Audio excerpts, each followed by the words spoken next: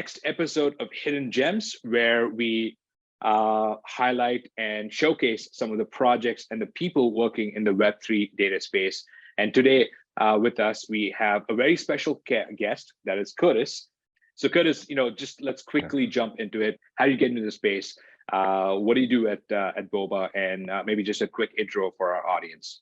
So I'm global head of marketing for Enya Labs, core contributor of Boba Network. On the side, I'll invest in crypto just like anybody else that's likely in the space and who believes it. And my background is in marketing. So since I got out of college, more exactly in startups and in startup culture. I find that really exciting because when you're working in a startup, you get to wear multiple hats. You're not pigeonholed into a specific role because you're working with a lack of resources in most cases, and you kind of have to get your hands dirty in every facet of the business for it to be successful. Very cool. So for our audience, a quick intro to Boba, what makes it special, and how do you guys see yourself positioned in the general layer 2 ecosystem? All of us involved at Boba Network are specifically employed by Enya Labs. Enya Labs is the core contributor to Boba Network, and Boba Network is a decentralized layer 2 blockchain. So layer 2 blockchains, you may have heard of Arbitrum, Optimism. They speed up transactions and make them cheaper because they're able to, specifically for layer 2 rollups, which Boba Network is, they're able to batch those transactions, hence roll up, and then settle them on the layer 1, enabling folks to use layer 2s to process transactions cheaper and quicker. Most of the time 60 to 100 times faster and cheaper. At the moment, Boba Network is the only multi-chain layer 2. All of the other layer 2s are on Ethereum. Boba Network is on Ethereum. Boba is also on BNB, Avalanche, and Moonbeam at the moment. And Boba Network is also the only layer 2 blockchain, and really the only blockchain that enables developers or blockchains and smart contracts to make off-chain API calls and pull that data back onto the chain. So what does that mean? So think of an oracle, even though it's not an oracle. Anytime you need to get external data or more advanced data onto the blockchain, because of the nature of distributed ledger technology, blockchains aren't able to process or compute advanced algorithms or a ton of data. That's why speed is a really difficult hurdle to overcome. So you always hear about scaling. However, with hybrid compute, you can atomically, so instantly, pull any off-chain API or data back onto the chain, enabling you to run more dynamic dApps. So dApps that are more akin to those that we see in the Web 2 world. So this is what we believe a breakthrough in blockchain scaling. And we're really trying to push out the use cases of hybrid compute. The one that I like to give that is really relevant to today is that, so say if you have a Web3 game and you want to make your you have characters in that game and they have dialogue. Say if you want to make that dialogue more dynamic, you could pull on a ChatGPT API and run your character's dialogue through the ChatGPT AI. So you can run an AI algorithm on your dApp. With no other blockchain can you do that. You can't even do that with an oracle, but with hybrid compute, if you wanted to do that, you could do it. So Boba is more than just executing EVM instructions. It also packages all of this off-chain compute. So in theory, the amount of computing resources you have is infinite, right? It's unbounded because you can package all of that into like on-chain transactions. Very, very cool. Have you actually seen, are there actually transactions like this or programs like this in production today? There is one dApp in particular where they have an NFT incentivization program. And by pulling data off of CoinGecko's API, they're able to price in their NFT values based on bull or bear market. So the NFTs are valued higher when there's a bear market to incentivize further engagement. And the values are a bit lower when you, of course, you've had a built up audience. We also have a couple of games currently using hybrid compute, and that's is essentially right now the use case for those games is they're atomically minting NFTs rather than having to wait for the data to be processed and then get the NFT either minutes or days later. You get it instantly based on the active behavior in the game. And then we are working with other projects in our ecosystem to potentially collaborate on how to utilize hybrid compute, because the problem right now is there's not a whole lot of developers that know about hybrid compute. So they're building dApps with the limitations of current blockchain scaling in mind. So we need to get out in front of that and show developers, okay, this is what you have, and now you can build dApps with hybrid compute in mind to build more dynamic experiences for your users and your protocols. I'm sure you guys have thought about this at Boba, but it's almost like you need to go attract a new set of developers who are not, in some sense, molded by the current limitations of blockchains, where in their worldview, it's limited by EVM and solidity and the bytecode that you have on chain. Almost like you build a JavaScript plugin, and to an outside world, it looks just like a JavaScript or a TypeScript program, which just so happens to settle on a optimistic rollout. So have you guys made any investments in that area or any initiatives to share? Yeah, I think at the moment we haven't, but we're tinkering around ideas on, of course, getting in front of that process. So that way we can educate developers on what that potential is. Fortunately, Boba did have $1 billion in total value locked near the end of the last bull run.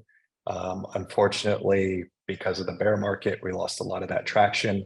However, now we're starting to see a lot of pickup and traction on our Boba BNB instance.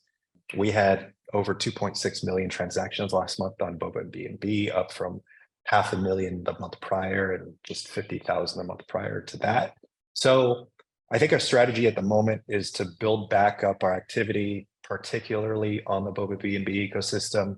We are very focused as well on Boba ETH and Boba AVAX to some instances. There's the potential of doing a hackathon where we entice developers to build dApps with hybrid compute in mind, perhaps give away, incentivized prize to that extent, and then bring them into our ecosystem and promote them that way.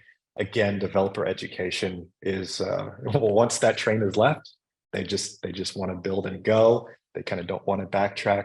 So, getting probably out to the colleges as well, universities, while they're still young and interested in blockchain, and really just trying to educate folks on hybrid compute in a couple different ways. So we're still tinkering around with some ideas, but haven't actually executed on anything yet at this moment. To show how early we are in this journey, someone like GitHub has about 30 million registered developers. Someone like Infura, the biggest RPC vendor, has about 300,000 developers. Someone like Covalent has 30,000 developers. So our market penetration in the broader developer ecosystem is 1%. And so in this journey of onboarding developers to the Web3 and the blockchain ecosystem, we haven't even left our couch to go put on our shoes. That's how early we are in getting these systems deployed. There's still a lot of work that we all have to collaboratively work on over the coming years. So now let's talk about Covalent, the use of Covalent. You guys are ardent fans of Increment. Let's see what you guys have to share. Yeah, love Covalent, love Increment. Like, as a marketer, data is like the number one thing that we all live by. Particularly because I come from a performance marketing background where I've always made decisions based on data. And what user behavior is or developer behavior is. And what's been really exciting too is that you can tell a story with data. And for me, it's been really helpful to use Increment specifically to start telling our story of all the growth that's been occurring on Boba BNB. So like, I love charts, specifically charts that are going up over time. And it's been really, Don't we all? yeah. So like, it's been really cool and also rewarding at the same time to see all of, the Enya team's hard work into building Boba Network, specifically on Boba BNB, to see all the traction in a visual way on that graph linear chart over the past 3 months. So now that enables me to go out to press and create a narrative and draft a story that, hey, we have all this activity on Ethereum, that's cool, but Boba BNB and BNB in general, and the layer 2 space, we're pioneering that, and we're bringing all this activity and the benefits of layer 2 scaling to Boba BNB. And that's going from 50,000 in February, 500,000 in March, and then 2.6 million last month. So 10x over, and then 5x. So that's 50x in 2 months. Incredible. Yeah, with 40,000 wallets added. That's really exciting to see. And that really helps us inform our strategy moving forward.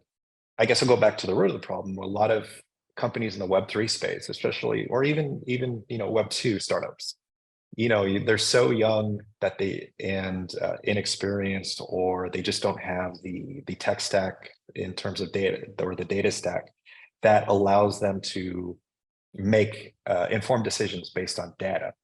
And that's where we see some really bad decision making. If you don't have the data, you don't know what's working, you don't know what to double down on, you don't know what to cut. Data is infinitely valuable, especially with the on-chain data that Covalent provides for us. So really love it. It's an awesome experience and great to see, and it's really enabling us to tell a story. Can you share some dashboards or something that our viewers can see? Because you've been building up all this hype with visual charts and graphs. And all right, so just brought up the increment dashboard and pulled up our Boba BNB instance.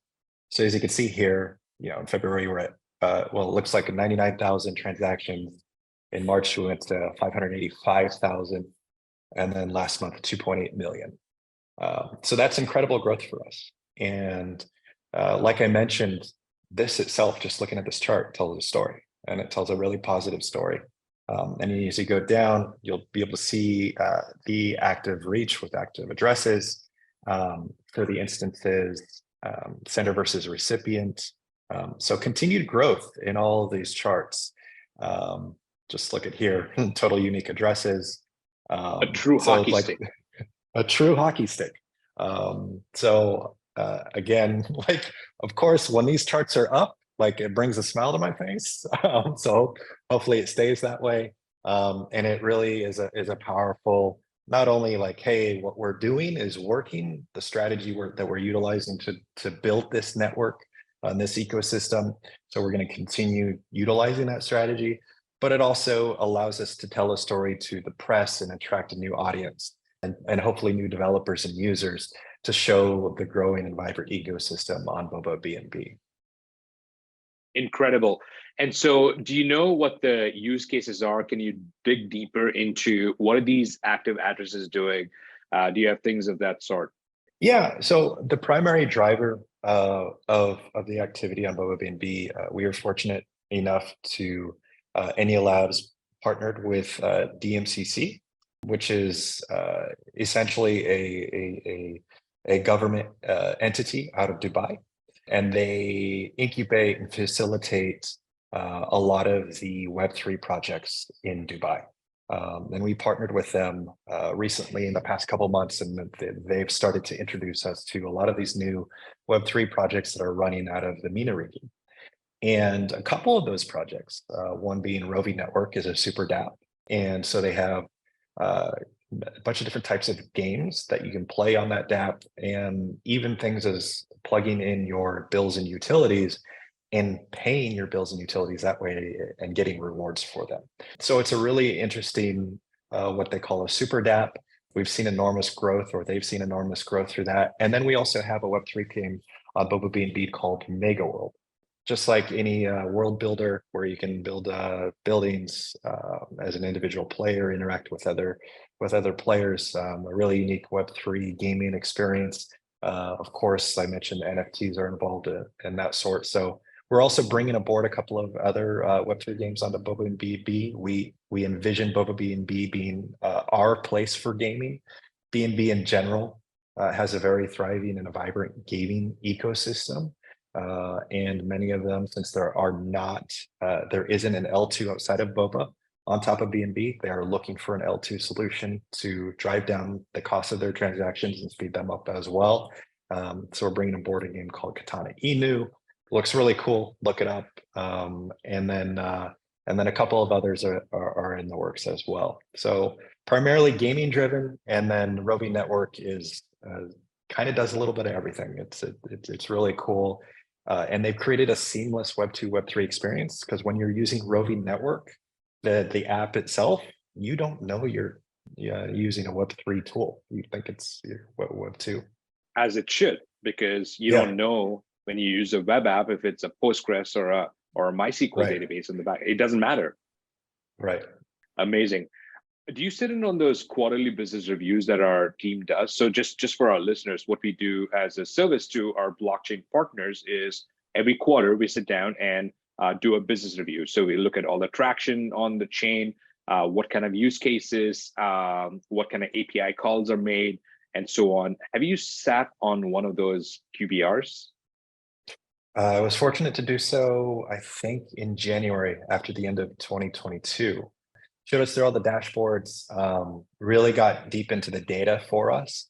And to be very frank, it was the first time that I was able to look at, on-chain data. I come from a Web2 background, so I'm used to Google Analytics or Search Console or any of those Web2 type data sort of tools as it relates to SEO or organic traffic. It was a really educational and informative session for me in particular. Got to see some of the trends on a few of our other instances, because as I mentioned, we're multi-chain. So it's not just Ethereum, and we got to see some of the activity and pops and peaks and valleys of what had happened throughout 2022. I'm guessing you're almost biting your nails waiting for the next QBR, because all of this recent growth was not reflected in that QBR in January. No, so it should be an exciting time. Yeah. What's next for you, your team, for Boba, for Enya? Maybe some alpha leak here for our listeners.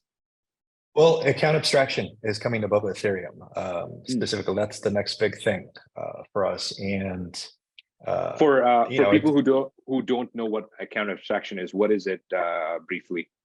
Essentially, you can sponsor transactions for others. And essentially that will provide a true gasless experience if dApps wanted to enable that to their users. Right now, you have to use, particular dApps as a third-party intermediary to do so. There are a couple of games that do have that active, but on Ethereum, you'll be able to sponsor gas fees. It'll also enable social login and authentication. And there are a few other features that we're highlighting on our Twitter. So you can go check that out on what exactly account abstraction will enable and what the potential is. And we're also very interested to see how account abstraction evolves and develops, because there are going to be use cases for it that are still not yet, out there or talked about.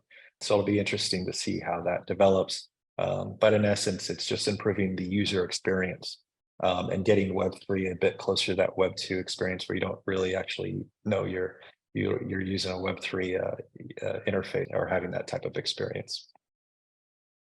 Incredible. I mean, that's why a lot of us are here as opposed to building on Bitcoin, because I think a lot of the use cases are just as of today unknown.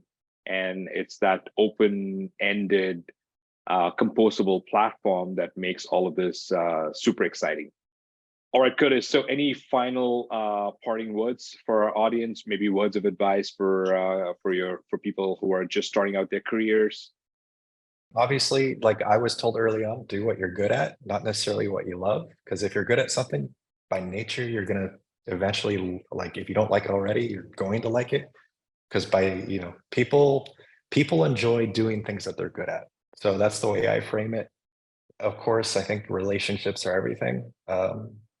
And don't burn bridges. Be kind and work hard. Like there are many times where, even though I'm global head of marketing, I'm still getting my hands dirty, sending out tweets, doing things that, someone who is a social media manager would be doing.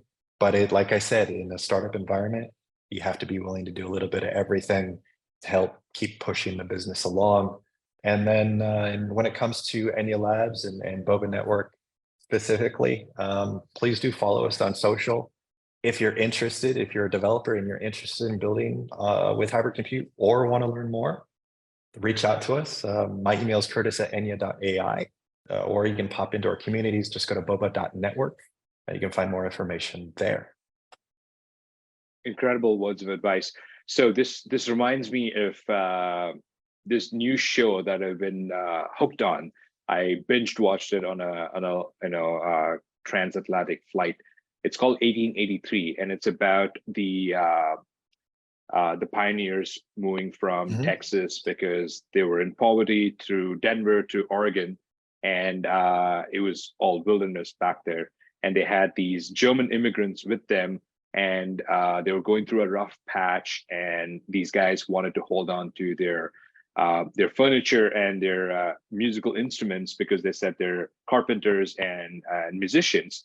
And then the leader of the tribe said, "You're not a musician, you're not a carpenter, you're a pioneer, and you're trying to go discover the frontier." So I think that's what all of us are in a startup environment. Like, you're not really a marketer, you're not a social media manager, you're not a community manager, right? You're all of it. So you just have to roll up your sleeves and do what's necessary. So right, I gotta watch that show currently. Yeah, it's a great show. I would highly recommend it. I should have slept on that flight, but I did. Is that with Harrison Ford?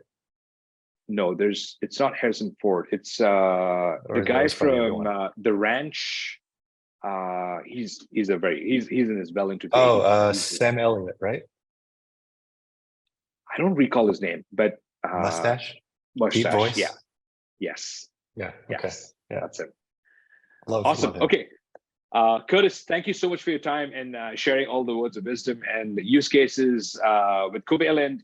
What's exciting about Boba and the work that Enya is doing. I think a lot of these stories need to be told in a bigger platform, and that's what we're hoping Hidden Gems is all about.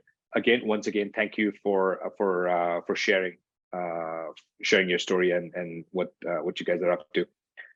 Yeah, no, appreciate the time, appreciate the opportunity. Thank you.